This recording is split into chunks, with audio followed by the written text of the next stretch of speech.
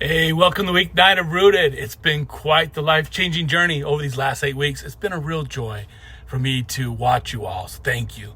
Now, as you know, this week is all about your life story with Jesus. Now, hopefully you've all been sharing your personal stories throughout the week in your groups, taking turns doing that. If there are people in your group who have not yet shared their stories, please make sure that that happens today. It's great practice and a great safe place to do that because our stories are important. They have a way to invite others to consider Jesus by just hearing how we met him and why we trust and follow him with all of our lives. They're very powerful. And that's really how simple it is for people to tell their stories. First, you start off, what was life like before you met Jesus? Was it hurt? Were you lonely? Was there pain? Was there apathy? Was there boredom? Everything pretty good, but you knew there was something more, didn't know how to find it. Whatever that story was, that's your story. And then tell how you met Jesus and why you decided to trust and follow him with your life. And then after that, the last point of your story is what's life like now? What's the difference that he's made in your life? How has a life with Jesus transformed you and your life? And please remind people that there is power in their real, honest and unenhanced story. You don't have to be an ex murderer that met Jesus, changed their lives, and now they rescue old people stuck in trees. You don't need to make up those kind of stories.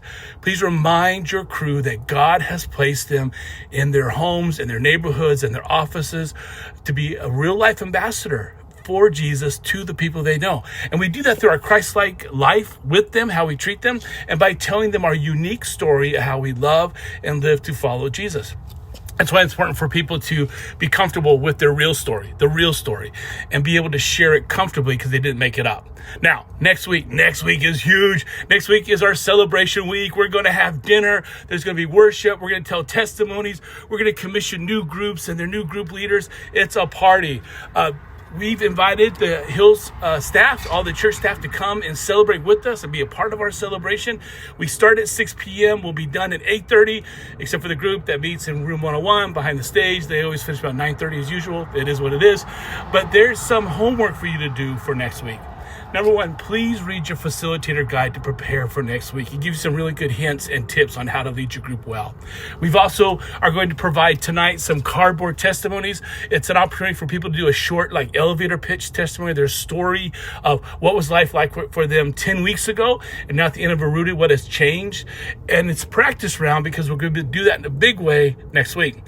Also, when you have your group do them, keep them afterwards. Use them to help you as you write your prophetic prayer or encouragement for each person that you will share with every person in your group next week.